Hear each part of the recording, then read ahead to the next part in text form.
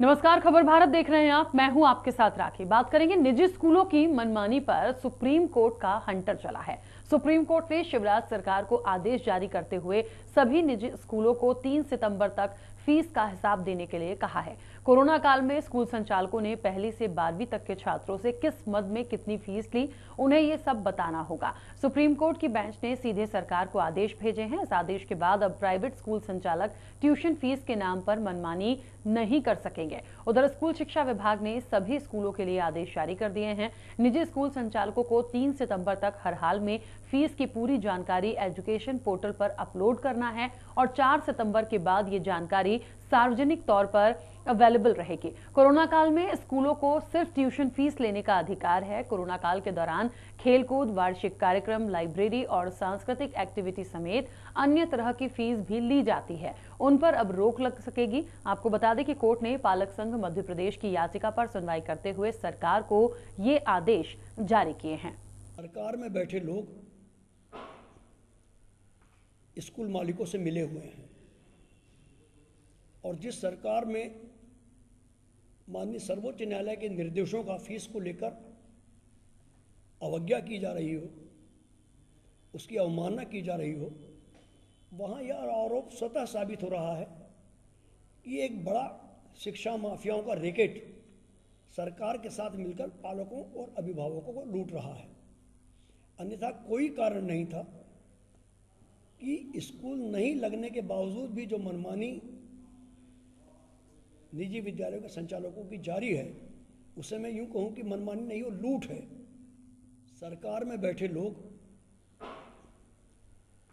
School मालिकों से मिले हुए हैं और जिस सरकार में माननीय सर्वोच्च न्यायालय के निर्देशों का फीस को लेकर अवज्ञा की जा रही हो, उसकी अवमानना की जा रही हो, वहाँ यह आरोप स्वतः साबित हो रहा है कि एक बड़ा शिक्षा माफियाओं का रैकेट सरकार के साथ मिलकर पालकों और अभिभावकों को लूट रहा है। अन्यथा कोई कारण नहीं था कि स्कूल नहीं लगने के बावजूद भी जो मनमानी निजी विद्यालयों के संचालकों की जारी है, उसे मैं यूं कहूं कि मनमानी नहीं, वो लूट है। सरकार में बैठे लोग स्कूल मालिकों से मिले हुए हैं और जिस सरकार में माननीय सर्वोच्च न्यायालय के निर्देशों का फीस को लेकर अवज्ञा की जा रही हो, उसकी अवमानना की जा रही हो, वहाँ यह आरोप स्वतः साबित हो रहा है कि एक बड़ा शिक्षा माफियाओं का रैकेट सरकार के साथ मिलकर पालकों और अभिभावकों को लूट रहा है। अन्यथा कोई कारण नहीं था कि स्कूल नहीं लगने के बावजूद भी जो मनमानी निजी विद्यालयों के संचालकों की जारी है, उसे मैं यूं कहूं कि मनमानी नहीं, वो लूट है। तो ट्यूशन फीस के नाम पर देखिए मनमानी नहीं होगी और बहुत साफ हो गया है कि सरकार को ये पूरे आदेश भेजे हैं सुप्रीम कोर्ट ने कि अभी तक जितनी भी फीस ली गई है, किस मद में ली गई है, उसका पूरा ब्यौरा उनको देना होगा।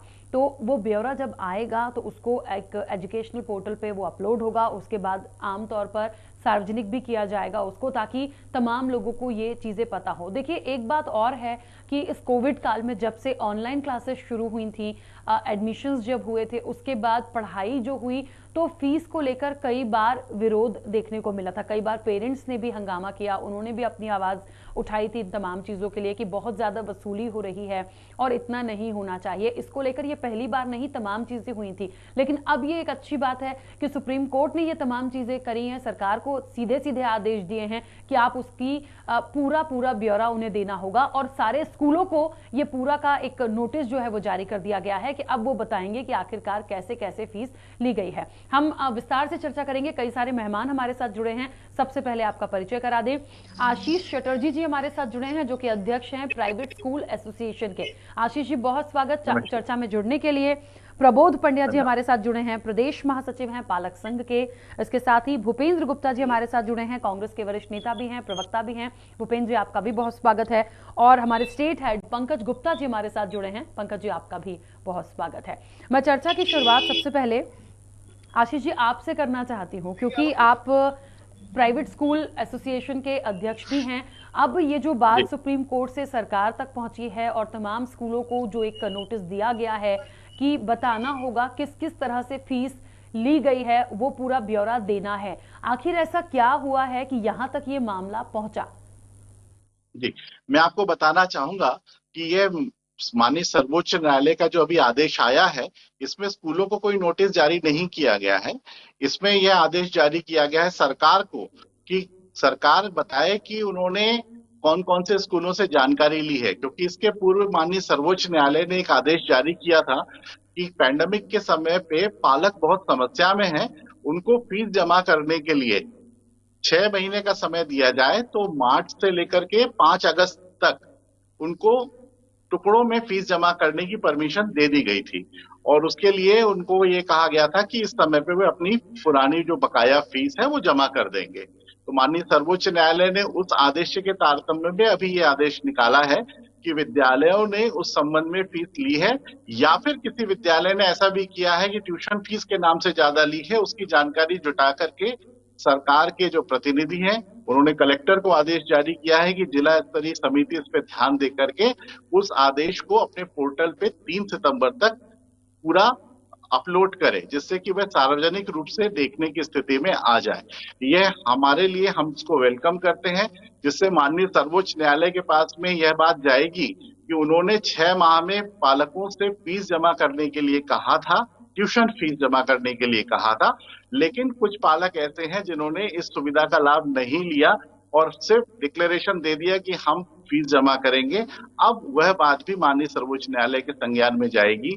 मैं आपको यह भी बताना चाहूंगा कि अभी कोलकाता उच्च न्यायालय ने एक आदेश जारी किया है जिसमें उन्होंने कहा है कि वो लोग जो लोग पैंडेमिक में किसी समस्या में नहीं आए हैं, वो लोग भी उन लोगों के पीछे शामिल हो गए हैं कि हमारे बच्चों की फीस भी नहीं दी गई है, जैसे सरकारी कर्मचारी या व्यापारी। तो वो 3 सप्ताह के अंदर पूरी जो फीस बकाया है उसका 50% जमा करें, अन्यथा सरकार और स्कूल मिलकर उनके विरुद्ध कार्रवाई करें।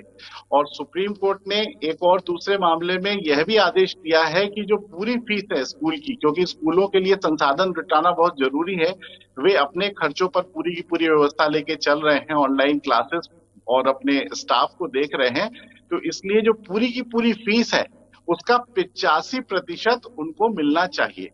तो माननीय सुप्रीम कोर्ट के पास में ये जानकारी जब जाएगी तो हम आशा करते हैं कि मध्य प्रदेश सरकार के लिए भी वो निर्देश जारी करेंगे जिससे कि स्कूलों की आर्थिक स्थिति सुधर सके। बिल्कुल, चलिए ठीक है। प्रबोध जी हमारे साथ जुड़े हैं। प्रबोध जी, क्या लगता है ये जो पूरा एक तमाम चीजें अब सामने आई हैं, ये पहली बार नहीं है, बहुत समय से ये तमाम चीजें चल रही हैं और कोर्ट तक पहुंची हैं, क्या मानते हैं इसके पीछे? देखिए, इसमें जो सरकार का जो रुख और स्कूलों का रुख जो था वो कभी मानवीय नहीं रहा।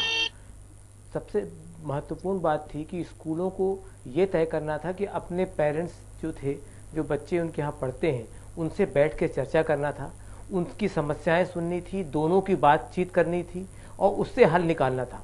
ऐसा किसी भी स्कूल में, बड़ा दुर्भाग्य के साथ कहना पड़ रहा है कि किसी भी स्कूल ने ऐसी कोशिश तक नहीं की कि अपने पेरेंट्स को बुलाया, बल्कि ये कोशिश की कि अगर पेरेंट्स पहुंच जाए तो उसको गेट से धक्के मार के बाहर निकाल दिया जाए, उनको अपमानित किया जाए, उनको भला बुरा कहा जाए, उनकी मांगे ना मानी जाए। अगर वो एग्जाम बच्चों को पढ़ने नहीं दे रहे हैं, माननीय सर्वोच्च न्यायालय ने यह भी निर्देश दिया है कि कोई भी बच्चे को शिक्षा से वंचित नहीं किया जाए। आज हमारे अध्यक्ष महोदय बैठे हुए हैं, उन्हें ये जानकारी होगी कि लगभग 50% से ऊपर स्कूल ऐसे हैं जिन्होंने बच्चों को पढ़ाई से वंचित कर दिया, एग्जाम से वंचित कर दिया, रिजल्ट से वंचित कर दिया। आज पेरेंट्स दर दर भटक रहा है। उनकी स्थिति, अगर ये कोर्ट कचहरी की स्थिति आई क्यों? ये कोर्ट कचहरी की स्थिति पेरेंट्स नहीं लाए थे, ये स्कूल द्वारा खुद, जब मध्य प्रदेश शासन का आदेश हुआ था तो स्कूलों द्वारा खुद हाई कोर्ट में याचिका दायर की गई थी। और रही बात जो 85% की बात कर रहे हैं, इसी को लेकर माननीय जो सर्वोच्च न्यायालय ने मध्य प्रदेश के मामले में स्कूलों की याचिका खारिज कर दी है और उनको ये निर्देश दिया है कि जो अभी नए जानकारी दी जा रही है कि आपको एक पोर्टल बनाना पड़ेगा, समिति बनानी पड़ेगी। एक और बात, ये जो मामला था इसमें सरकार अपनी जिम्मेदारी से बच नहीं सकती। 2018 में फीस रेगुलेशन एक्ट बना जिसमें स्पष्ट प्रावधान है कि एक कमेटी बनेगी, कमेटी बनने के बाद पोर्टल बनेगा, उसके बाद स्कूलों को एक फीस निर्धारित है वो गवर्नमेंट के पास जमा करनी पड़ेगी, जो आज तक तय ही नहीं हुई है। आज हमने लगातार मांग करते चले आ रहे हैं कि आप कमेटी बनाइए, कमेटी बनी नहीं है। आदमी पहला शिकायत करे तो करे कहाँ? अधिकारी के पास जाता है तो वो बोलते हैं हमारे पास अधिकार नहीं है, और ऊपर जाएं तो किसी के पास बोलने जाएं, स्कूलों के पास जाएं तो धक्के मिलने ही मिलने हैं। तो इसलिए ये माननीय सर्वोच्च न्यायालय ने एक बहुत अच्छा निर्णय लिया है, बहुत स्वागत योग्य निर्णय लिया है। इसका जो अगर हम ये देखेंगे कि इसका पालन कितना किया जाता है, ये सबसे महत्वपूर्ण बात है। बिल्कुल ठीक बात है। और आपको बता दें कि देखिए एक बात है, अब आगे क्या होगा ये देखना वाकई दिलचस्प होगा, लेकिन बिल्कुल सही है कि सबके देखिए अपने अपने तर्क हैं, क्योंकि यदि पेरेंट्स परेशान हुए हैं तो कहीं ना कहीं ये चीजें निकलनी थी और याचिका लगाई गई थी, उस पर सुप्रीम कोर्ट ने भी तमाम चीजों को गंभीरता से लिया है। आगे इस पर क्या हो सकता है, क्योंकि आदेश हुए हैं तो सीधी सी बात है कि कानून से बढ़कर कुछ नहीं है, तो यदि नियमों के मुताबिक कुछ हुआ है तो वो तमाम चीजें अब सामने आएंगी। लेकिन सरकार की कहीं ना कहीं एक बहुत बड़ी जिम्मेदारी अब हो गई है कि उनको सारी चीजों को निकलवाना है। भूपेन गुप्ता जी भी हमारे साथ जुड़े हुए हैं। भूपेन जी, क्या लगता है, जिस तरीके से सुप्रीम कोर्ट के ये आदेश सरकार तक पहुंचे हैं और स्कूलों की बात भी हो रही है कि स्कूल शिक्षा विभाग ने सभी स्कूलों के लिए भी आदेश दिया है कि 3 तारीख तक वो पूरी डिटेल दें और उसके बाद उसे सार्वजनिक भी करेंगे? ये जो सुप्रीम कोर्ट का फैसला है और जो फीस रेगुलेशन एक्ट है, इनका परिपालन तो होना ही चाहिए, लेकिन निश्चित रूप से ये व्यवस्था सारे लोग समझ रहे हैं कि इस पेंडेमिक में जो मेजॉरिटी स्टूडेंट हैं, उनके पेरेंट्स जो हैं, वो बहुत बुरी हालत में आ चुके हैं। आज हालत ये है कि मध्य प्रदेश सरकार स्वयं ये बात को कर रही है कि 1.5 से 2 करोड़ लोगों को तो उन्होंने 5 किलो गेहूं अभी दिया है, और 5 करोड़ लोग वो बता रहे हैं कि बिलो पॉवर्टी चले गए हैं। मध्यम वर्ग में से भी 23 लाख लोग नीचे चले गए हैं। जब ये स्थिति यहाँ पर है तो ये फीस का जो मामला है, ये फीस के मामले में दोनों तरफ जो है झुकना पड़ेगा। उनकी स्थिति नहीं है, इसका मतलब है कि या तो वो जो है ड्रॉप आउट चिल्ड्रन हो। आपको मैं बताना चाहता हूँ कि मध्य प्रदेश में अभी ड्रॉप आउट चिल्ड्रंस की जो स्टडी हुई है उसमें 2.5 लाख परिवार तो पलायन कर गए हैं, यानी उनके पास जीवन यापन के लिए आजीविका के संसाधन नहीं थे और उनको दूसरी जगह पर जाना पड़ा है। तो अगर हम समग्र रूप से सोचेंगे तो स्कूल प्रशासन को भी इस बात में विचार करना पड़ेगा। केवल ये प्रॉफिट मेकिंग का टाइम नहीं है। इन्हीं छात्रों के माध्यम से आपके स्कूलों ने प्रॉफिट भी कमाया है, और इन्हीं स्कूलों के माध्यम से आप जो है वायबिलिटी गैप भर लीजिए अपना। लेकिन जो है सोसाइटी में, समाज में एक जो है सहयोग की परिदृश्य हमें पैदा करना पड़ेगा। और दूसरा, सरकार के अंदर इतनी जिजीविषा क्यों नहीं है कि जब उन्होंने अपना एक्ट बनाया है तो उसके साथ कमेटी बनाए और उसके बाद जो है फीस ऑडिट करें। ये तो सरकार खुद बचना चाहती इससे। आज मंत्री ने जिस तरह का व्यवहार पालकों के साथ किया है, जिस तरह का व्यवहार उसने मंत्री ने जो है लोगों के साथ, बच्चों के साथ किया है, वो तो सार्वजनिक डोमेन में है। ये बातें जो है ये मध्य प्रदेश की सरकार की मंशा की तरफ इंगित करती हैं, और ये चीज हमें समझना पड़ेगी। पंकज जी, क्या लगता है पूरे घटनाक्रम में आपका क्या मत है, क्योंकि ये तमाम चीजें तो सामने आ गई, पहले से चल रही थी, एक लंबा वक्त हो गया, कोविड काल को भी हम देख रहे हैं, वो गया नहीं है, और अभी भी स्थितियां वैसी हैं कि आने वाले समय तक ऑनलाइन क्लासेस को ही चलना है। कुछ स्कूल खोले भी गए हैं, लेकिन ये फीस का मामला जो है ये शांत नहीं हो रहा। देखिए राखी जी, ये स्कूल का मामला इसलिए शांत नहीं हो रहा है कि देखिए समस्या दोनों तरफ है। कहीं ना कहीं सरकार को ऐसा लगता है कि स्कूलों को भी चलने के लिए काफ़ी समस्याएं थी, उनको भी अपने खर्चे थे जो कम नहीं हुए कोविड काल में। लेकिन हमारे समाज में एक ऐसा बड़ा वर्ग है जो कहीं ना कहीं बच्चों के स्कूल भरने के लिए हर महीने वो पैसे कमाता है और फिर बच्चे की फीस भरता है। तो गरीबों को तो इससे निश्चित तौर पे कोविड काल में बहुत प्रभावित हुए हैं, और जो जैसे भूपेन जी कह रहे हैं कि बहुत सारे ड्रॉप आउट मामले बढ़े हैं। शायद इसकी सबसे बड़ी वजह यही है कि हमारे स्कूल, हम लोगों की जो फीस है, जो पर मंथ फीस करने वाले जो लोग हैं, दिहाड़ी लोग हैं, जो दिहाड़ी 400 रुपये रोज़ कमाते, 500 रुपये रोज़ कमाते, उनके लिए कहीं ना कहीं ऐसी फीस भरना संभव नहीं हो पा रहा था। सरकारी स्कूलों में तो फिर भी स्थिति ठीक थी, लेकिन जो गवर्नमेंट प्राइवेट स्कूल थे, प्राइवेट स्कूल में जैसे ऑनलाइन शिक्षा के नाम पर छात्रों से उगाही करी, पालकों से उगाही करी गई, तो ये उगाही कहेंगे क्योंकि ऑनलाइन पढ़ाना सबके बस का नहीं था। आप देखिए, मोबाइल चाहिए, लैपटॉप चाहिए। आप जो 400-500 रुपये कमाने वाला व्यक्ति है, उसके पास लैपटॉप, मोबाइल उपलब्ध होना, वो भी स्मार्टफोन उपलब्ध होना, उनके लिए संसाधन जुटाना कम मुश्किल काम नहीं था। एक गरीब वर्ग के लिए, जो छोटा तबका है, जो शिक्षा तो अच्छी पाना चाहता है, जिनके बच्चे निजी स्कूलों में पढ़ा तो लिया उन्होंने किसी तरह फीस देकर, लेकिन वो उनके लिए व्यवस्थाएं जुटाना ऑनलाइन संभव नहीं था। लेकिन निजी स्कूलों ने इसमें कोई मुरब्बत नहीं करी पालकों के साथ, और उनके बच्चों को, जो अभी हमारे प्रभु जी ने भी कहा कि उनके बच्चे दर दर भटकते रहे, उनके पालक फीस को लेके ही लड़ाई करते नजर आए, लेकिन उनको शिक्षा नहीं मिल पाई। बिल्कुल। चलिए आशीष जी के पास वापस आऊंगी मैं। आशीष जी, देखिए बहुत सारे यहाँ पर हमारे साथ मेहमान हैं, देखिए सबकी अपनी राय है, लेकिन जो चीजें अब करने के लिए कही गई हैं और आगे होनी है, उससे क्या माना जाए कि इस समस्या का समाधान हो पाएगा? हाँ, बिल्कुल होगा। समस्या देखिए, ये पैंडेमिक की एक तात्कालिक समस्या उस समय जब निकल के आएगी, जब अचानक से कोरोना फैला और अचानक से स्कूलों को आदेश दे दिया गया कि लॉकडाउन है और सारे के सारे मतलब बाजार बंद हो गए, स्कूल भी बंद हो गए। उस समय पर एकमात्र स्कूल ही टीचर थे जिन्होंने अपना घर खोल दिया था और अपने घर के बैकग्राउंड में उन्होंने जाकर के अपने बच्चों को ऑनलाइन शिक्षा प्रदान की। स्कूल के अलावा, शिक्षा के अलावा कोई दूसरा क्षेत्र नहीं था जिसने अपने घर का एक्सेस किसी दूसरे के लिए खोला था। ये एक ऐसा अवसर रहा जिसमें कि स्कूलों को पीठ थपथपाई जानी चाहिए कि उन्होंने एक ऐसा अवसर उठाया, ऐसा काम करके दिखाया इस पैंडेमिक के दौरान कि बच्चों को घर घर तक शिक्षा प्राप्त हुई है। आप एक बात समझिए कि अगर बिना शिक्षा के बच्चे इतने दिन तक बैठे होते तो आज मानसिक स्थिति उनकी क्या होती। इस अवसर पर जब हमारी पीठ थपथपाई जानी चाहिए, उस समय ये बातें की जा रही हैं कि हमारे बच्चों के लिए आपने क्या किया। क्या आप ये उम्मीद कर सकते हैं कि इतना अच्छा काम करने के बाद में भी किसी को इस तरह की तोहमत दी जाए?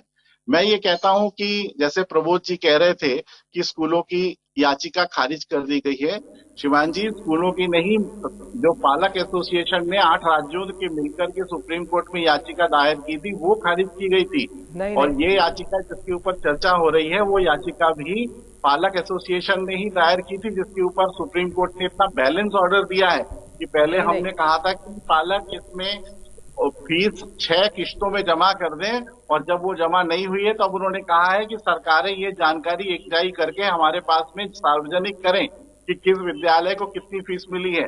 मैं ये कहना चाहूंगा कि बिना संसाधन दुनिया में कोई भी चीज नहीं चल सकती है प्रबोध जी, और अगर हम बिना संसाधन चलाने की बात करेंगे तो ऐसा कुछ भी नहीं, चाहे वो शासकीय विद्यालय हो, वो भी टैक्स पेयर्स के पैसे से चलते हैं, और जो प्राइवेट स्कूल्स हैं वो भी पालक के द्वारा जमा की गई फीस पे चलते हैं। तो अगर किसी भी जगह पर किसी ने भी इस मामले पे ध्यान दिया है, उसने किसी ने भी किसी जगह पर फीस माफ नहीं की है। रही बात पालक की, उन्होंने फीस जमा की है, तभी ये विद्यालय आज बचे हुए हैं। और अगर हम बात करें स्कूलों की, तो स्कूलों में ऐसे बहुत सारे केसेस हैं। चूंकि मैं स्कूल एसोसिएशन का अध्यक्ष हूं और हमारे society for private school director association में 16,000 स्कूल हैं, तो मैं आपको ऐसी स्थितियां बता सकता हूं कि हमारे पास में 50 लाख में से ऐसे कितने बच्चे हैं जिनकी पूरी 100% फीस तक माफ की गई है, लेकिन वो बातें निकल के नहीं आ पाई हैं। आज स्कूलों को आप लोग ये सोच रहे हैं कि सिर्फ फीस काउंटर है, जबकि स्कूल क्लासरूम है। मुख्य रूप से हमारा काम हमारे बच्चों को पढ़ाना है, क्योंकि हमारा काम जो है, बच्चा स्कूल से पास होकर के जब हायर स्टडीज में जाता है तब दिखाई देता है। तो इसलिए आज हमारे काम की महत्ता को समझा नहीं जा रहा है। इस बात को जब बाद में समझा जाएगा, जब ये ऑनलाइन की पढ़ाई को बाद में जाकर महत्व दिया जाएगा, तो निश्चित रूप से इसके ऊपर बहुत सारी बातें होंगी। आज स्कूल खोलने को लेकर के भी बातें हो रही हैं, तो भी ये बात होती है कि नहीं, स्कूल नहीं खोले जाने चाहिए। विषय जो विशेषज्ञ हैं उनके माध्यम से अगर आप इन विषयों को देख करके चलेंगे तो बात करेंगे कि क्या होना चाहिए। लेकिन आज विषय पूरी तरह से बदलकर फीस और फीस काउंटर पे आके इकट्ठा हो गया है। प्रबोध जी, भूपेंद्र जी, पंकज जी, मैडम, आप सब लोगों से मेरा एक ही कहना ये है कि बच्चों की पढ़ाई के लिए हम विशेषज्ञ हैं, हम जानते हैं कि उनके लिए क्या करना है, हमें वो काम करने दीजिए। हम आजन्म काल से ये काम करते चले आ रहे हैं और ये गुरु शिष्य परंपरा का देश है। कृपया करके इसमें इस तरह की बातें मत लेकर के आइए। आपकी बात से हम सहमत हैं, और इस चर्चा में जितने भी लोग यहाँ बैठे हैं, कोई ये नहीं चाहता होगा, मुझे नहीं लगता, मेरा भी व्यक्तिगत मत है कि स्कूलिंग को रोक दिया जाए या ऑनलाइन क्लासेस को रोक दिया जाए। सब पढ़ाना चाहते हैं, लेकिन जो इस तरह की चीजें आई थी कि जो फीस वसूली हुई या जो फीस ली गई है वो इतना भार डाला गया है पेरेंट्स पे कि वो कहीं ना कहीं वो नहीं समझ पा रहे थे या उनको समझाया नहीं गया, इसलिए ये बात कोर्ट तक पहुंची है। तो कम से कम ये चीजें थोड़ी सी क्लियर हो, इसलिए आज आदेश भी हुआ है। नहीं, ये आदेश इसलिए नहीं हुआ है, ये आदेश इसलिए हुआ है क्योंकि पालकों ने फीस ही जमा नहीं करी। किसी राज्य सरकार ने, केंद्र सरकार ने कहीं पर भी फीस माफ नहीं किया। उन्होंने कहा कि फीस में आप कम करिए, कम करने के बाद में उस फीस को जमा करना था, लेकिन जब पालकों ने जमा नहीं किया तो आज सरकार, और आज सरकार तो नहीं क्योंकि सरकार लोकतांत्रिक रूप से चलती है, लेकिन जो न्यायालय, देखिए अपनी सीमा है, मुझे लगता है इसका जवाब 10 सेकेंड जो न्यायालय है आज इस बात पे राजी हो गया है कि उनको देखने की कोशिश की जा रही है कि फीस कितनी आई है स्कूलों के पास। संसाधन नहीं होगा तो स्कूल कैसे चलेंगे। ठीक है, मुझे लगता है प्रबोध जी काफी देर से कुछ कहना चाह रहे हैं और इसका जवाब भी वही दे पाएंगे। जी देखिए आशीष जी, हम आपके ऊपर बहुत सम्मान करते हैं। एक महत्वपूर्ण बात मैं आपको जरूर कहना चाहूँगा कि हम स्कूलों का सम्मान करें न करें, शिक्षकों का जरूर सम्मान करेंगे कि जो वास्तव में उन्होंने द्वार खोले हैं। स्कूलों ने कभी द्वार नहीं खोले, स्कूलों ने तो हमेशा जो है प्रताड़ित करने का ही काम किया है। इसको आप बताइए, आज रोज शिकायतें आ रही हैं, रोज ऐसी कोई दिन ऐसा नहीं बचता जहां शिकायत किसी को भगा दिया गया, किसी को टीसी दे दी गई। इस बारे में हम जाना नहीं चाहते, ये सभी कुछ आपको पता है। नहीं तो कोई भी पेरेंट लगातार फीस जो 10 सालों से देता चला रहा था वो सड़क में नहीं आता, उसकी समस्या है। लेकिन स्कूलों को उनकी समस्या से कोई मतलब नहीं है, उनको अपने खजाने भरने से मतलब है। 10 सालों से स्कूल चल रहे हैं, क्या इतना उनके पास स्थिति नहीं थी कि एक साल स्कूल चला सकते? ये बात समझ में नहीं आती। बड़े बड़े स्कूल हैं, एक साल में लोगों के 5 साल में 5 स्कूल खड़े हो जा रहे हैं, उसके लिए पैसा है, एक फीस के लिए पैसा नहीं। ये बात समझ में किसी को भी नहीं आएगी, आप चाहे कितना भी इसको एक्सप्लेन करें। दूसरी बात कि हम, रही बात आपने बताया कि माननीय सुप्रीम कोर्ट का, सुप्रीम कोर्ट में हमारी याचिका दिसंबर से लगी थी। आप इंदौर प्राइवेट स्कूल एसोसिएशन ने ये याचिका लगाई थी, ये आप बिल्कुल कंफ्यूजन में रखिए। दोनों याचिकाएं थी, दोनों अलग अलग नंबरों पे याचिका लगी थी, और लेकिन ये जरूर किया है सुप्रीम कोर्ट ने, दोनों को मर्ज कर दिया। मर्ज करने के बाद उनको कहा कि नहीं, जो बात हाई कोर्ट का आदेश था वो बिल्कुल सही था। जो प्राइवेट स्कूल एसोसिएशन थे वो राजस्थान जो मामले में सुप्रीम कोर्ट ने जो आदेश दिया था उसके संबंध में गए थे कि हमको 15% पर दे दी जाए, बाकी जो है हमें न दी जाए। बाकी लोग जो हैं हमको मतलब 100 में से 15% काट के हम देने को तैयार हैं। इस बात को सुप्रीम कोर्ट ने नहीं माना। भले उन्होंने ये भी कहा कि 4 राज्यों ने ऐसा किया है, लेकिन उसके बाद भी सुप्रीम कोर्ट ने उसको नहीं माना। उन्होंने पालकों की याचिका की ही बात की और उसमें साथ में कहा कि पालकों के साथ न्याय नहीं हो रहा है, इसलिए जो स्कूलों को सबक सिखाने के लिए, स्कूलों को ये बताने के लिए, पब्लिक में लाने के लिए, पारदर्शी व्यवस्था करने के लिए ये व्यवस्था माननीय सुप्रीम कोर्ट ने की है। इसको गलत ना समझा जाए, ये बिल्कुल सही व्यवस्था है। और इससे कम से कम ये तो मालूम होगा आपको भी मालूम है कि कई स्कूलों ने जो इसका जो व्यवस्था कर रखी है, आज तक अवमानना याचिका भी प्रस्तुत की हुई है, वो भी चल रही है, लेकिन उसके बाद भी स्कूल सुनने को तैयार नहीं है कि क्या हो रहा है। आज की स्थिति ये नहीं है सर। आज की स्थिति आपको ये समझना होगा कि स्कूल की समस्या भी समझनी होगी और पालकों की समस्या भी समझनी पड़ेगी स्कूलों को, क्योंकि स्कूलों का जो ब्रेड बटर है वो पालकों से चल रहा है। ये चीज़ ध्यान रखनी होगी। शिक्षा दे रहे हैं तो ये बात सही है, आज ऑनलाइन में शिक्षा में एक से एक व्यवस्थाएं उपलब्ध हैं, उसके बाद भी सिर्फ मार्कशीट के लिए आज की स्थिति में पालक तैयार है, क्योंकि उसके पास पैसा नहीं है। सिर्फ मार्कशीट अगर किसी को लेना, साल भर पढ़ाई नहीं की लेकिन उसको टीसी लेना है तो उसको जो है बोलते हैं 20,000 रुपये फीस जमा करो तब हम आपको टीसी और मार्कशीट देंगे। साल भर में एक दिन नहीं पढ़ाया गया। बिल्कुल। चलिए, भूपेन गुप्ता जी लगातार हमारे साथ जुड़े हुए हैं।